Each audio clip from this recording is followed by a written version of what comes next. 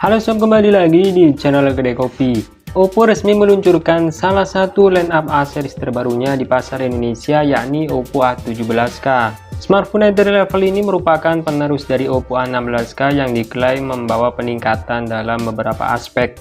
Nah, bagi sobat yang tertarik untuk membelinya, alangkah baiknya simak dulu 10 kelebihan dan kekurangan Oppo A17K. Tapi sebelum lanjut nonton, jangan lupa ngopi dulu. Kalau sudah, silahkan subscribe channel ini agar bisa berkembang dan bermanfaat bagi semua orang. Kelebihan yang pertama, desain cantik dan elegan. Oppo selalu menawarkan desain smartphone yang cantik dan menawan, tidak terkecuali pada Oppo A17K. Smartphone ini hadir dengan desain yang simpel namun menawan. Desain yang diusung memberikan kesan tidak murahan. Dipadukan dengan pilihan warna gold dan navy blue, semakin membuat smartphone ini terkesan elegan. Bagian samping yang merata dengan sudut yang membulat menawarkan nilai ergonomis pada desainnya. Yang kedua, baterai awet. Oppo A17K hadir dengan baterai jumbo berkapasitas 5000 mAh. Baterai ini cukup lega dan mumpuni untuk menunjang kegiatan sehari-hari. Sobat bisa menggunakan smartphone ini seharian dengan sekali cas saja. Dibandingkan dengan pendahulunya, kapasitas baterainya mengalami peningkatan yang cukup signifikan. Kapasitas baterai jumbo ini pastinya sangat membantu untuk menunjang produktivitas maupun hiburan. Yang ketiga, fitur IPX4. Oppo A17K sudah mempunyai fitur anti cipratan air IPX4. Fitur ini tergolong langka di kelas smartphone 1 jutaan. Dengan kata lain, smartphone ini sangat bisa diandalkan baik di dalam ruangan maupun di luar ruangan. Sobat bisa menggunakan smartphone ini kapan saja, termasuk saat gerimis. Meski demikian, perlu diingat bahwa fitur tersebut melindungi dari cipratan air, bukan guyuran. Jadi sobat tetap harus berhati-hati saat menggunakan smartphone ini, khususnya saat musim hujan. Yang keempat, Bluetooth kencang dan efisien. Oppo A17K sudah dilengkapi dengan Bluetooth versi 5.3. Ini merupakan fitur langka pada smartphone kelas entry level.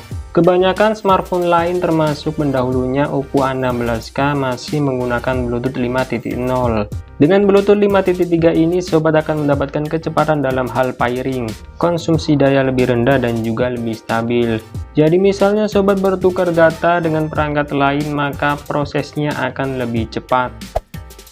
Yang kelima, fitur RAM expansion. Oppo A17K dibekali RAM 3GB berjenis LPDDR4X. Kapasitas RAM-nya sudah cukup mumpuni. Namun kabar baiknya, sobat masih bisa menambah RAM virtual hingga 4GB melalui fitur RAM expansion. Jadi total memori RAM-nya bisa mencapai 7GB. Kapasitas tersebut cukup memadai untuk menunjang kegiatan multitasking. Yang keenam, layar berkualitas. Oppo A17K sudah menawarkan layar yang berkualitas. Layar smartphone ini menghadirkan kecerahan tipikal hingga 480 nit serta kecerahan puncak mencapai 600 nit. Selain itu, layarnya juga sudah mendukung warna DCI-P3 100%, sehingga kualitas tampilannya jadi lebih colorful dari biasanya. Kini adegan-adegan pada film yang ditonton akan ditampilkan dengan lebih hidup. Nah, selain kelebihan-kelebihan tadi, tentunya Oppo A17K juga punya beberapa kekurangan yang perlu sobat pertimbangkan sebelum membelinya. Kekurangan yang pertama, tanpa USB Type-C. Sangat disayangkan sekali Oppo A17K masih menggunakan micro USB, bukan USB Type-C. Padahal smartphone di kelas harganya sebagian besar sudah menggunakan USB Type-C. Yang kedua, chipset tergolong biasa. Chipset MediaTek Helio G35 memang sudah banyak digunakan untuk smartphone kelas entry. Namun sayangnya chipset ini mempunyai performa yang tergolong kurang untuk main game masa kini. Jika sobat hanya butuh untuk sosial media atau menonton video streaming, chipset ini bekerja dengan cukup baik.